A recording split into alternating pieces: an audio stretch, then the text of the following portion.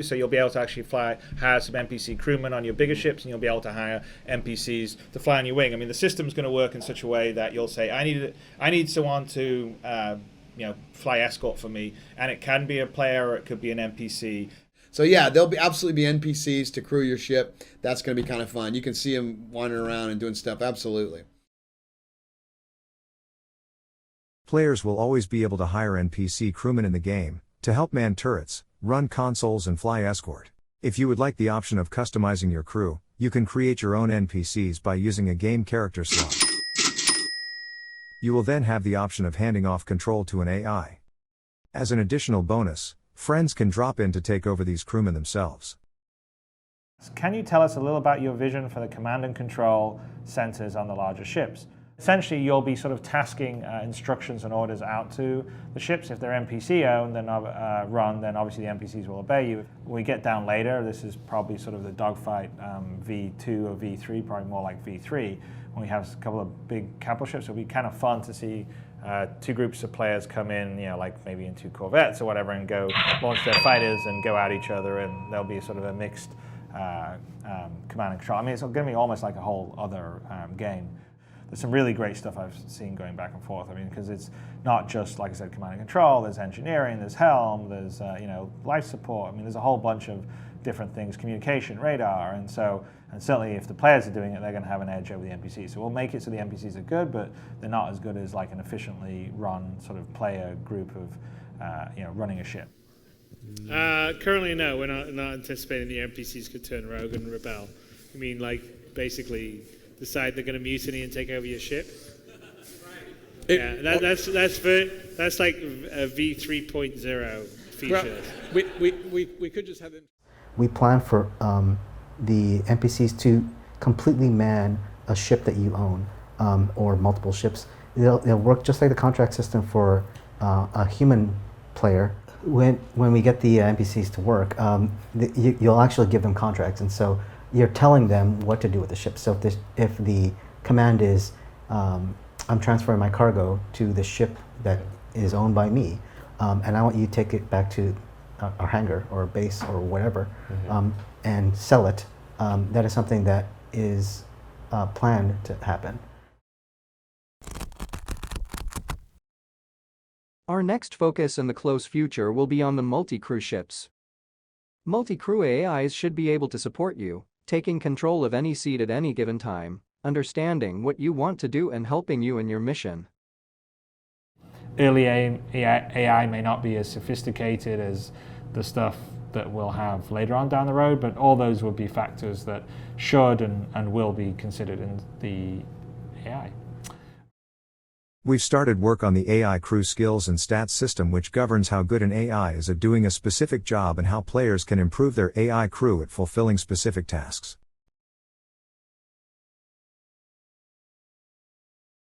This feature isn't going to arrive in 2016, but I can talk a bit about where we're heading.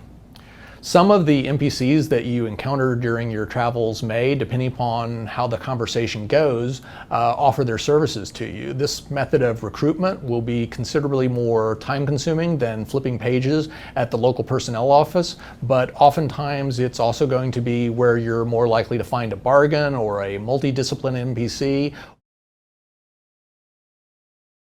Some of the first duties that NPC crew members would be able to perform would be things like operating the scanners and weaponry on a ship, serving as onboard security of a designated area, or acting as a general purpose engineer capable of effecting repairs. Farther down the road would be more exotic functions like acting as pilot, for which we've already done a lot of the groundwork. AI ships are already quite capable of engaging in combat and landing, but they don't yet know how to position a ship when the objective is to retrieve ejected cargo, or how to hover over the surface of an asteroid body.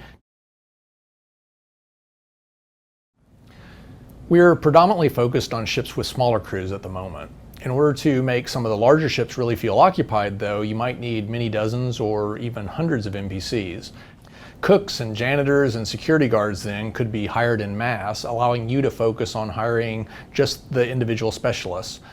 We might allow the concept of ship insurance to be extended to cover senior officers of your NPC crew for an additional charge commensurate with their demonstrated capabilities. There you go. I can't wait to get more NPC life into Star Citizen Live. It's going to be pretty damn cool. And just so you know, Tony and Francesco Riccucci, who's our lead AI engineer, have been making great progress internally on subsumption and our new mission system. So watch for further updates in the coming months on that. And one of the areas where it's, we're just going to take, I think, a dramatic leap forward is going to be when we actually start to incorporate the crew.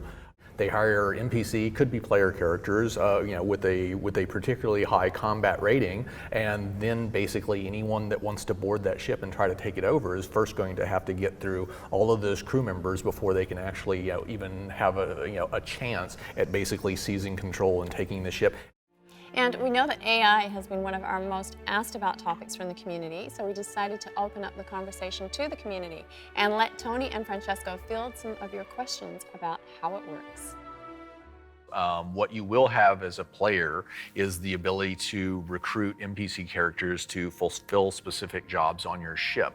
But when you basically go to recruit them, that's where the details start to matter. How much are you willing to pay? And a lower quality of chief engineer starts to basically buckle under the pressure and he starts to make bad decisions, etc. Once he starts to get beyond 3 or 4 or 5 guys that he's controlling.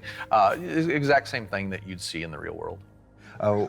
Where are we with that in the current development on hiring AIs? It's still early in the works. So right now what we're working a bit more on, and it's connected to this, it's all these AI skills and perks and how they affect the behavior.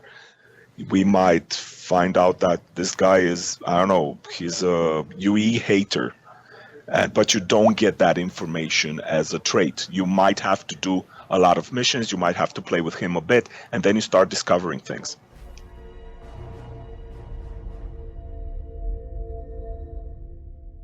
For example, if an AI is walking by a guy who he doesn't like, you might not say hello, but if he walks by the player and he does like the player, he's going to say hi, or he's going to go out of his way to sort of greet him and interact with him.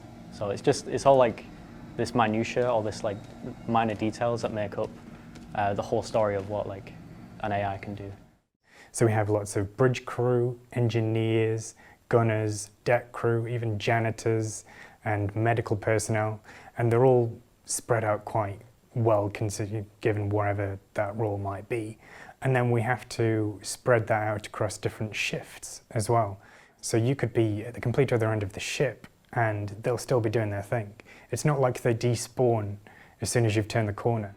I am expecting a turret gunner to not spend all this time in a turret. He needs to eat, he needs to shower, he needs to sleep. He will go through his entire life cycle. He will have some exercise time where he's at the station. We're talking a ship MPU where you actually will hire a crew to man your station. Because let's say today your friends are not online and you just want to have some fun, you will have your NPC crew that you hire and raise and train and all of the lovely stuff. All right. When's that happening? Soon. Why do you ask? Yeah. You're going to be able to hire NPC crew to run the shops, and it's kind of a public space, so you got to be careful with what you're stocking and selling there. Was just seen was basically AI transitioning from one zone to another zone. But yeah, so like Todd was saying, it's early stages yet, but we have AI transitioning between zones and grids, nav meshes, so theoretically you can have an AI come fly, a whole group of AI fly in, land, a whole bunch of troops get out, say the back of a cutlass as reinforcement. Correct. In a combat and you fight, which is something we haven't been able to do up to date, so it's really quite cool. And this is actually an AI flown ship that's taking us on a shuttle towards a research facility. We currently have some of those AI functions, like flying the ship, but we would still need to build the glue for AI, like what they do off-duty. The captain/owner of the ship will need a way to set what roles he wants the NPCs to do. We are still planning to allow players to take remote control of the NPCs.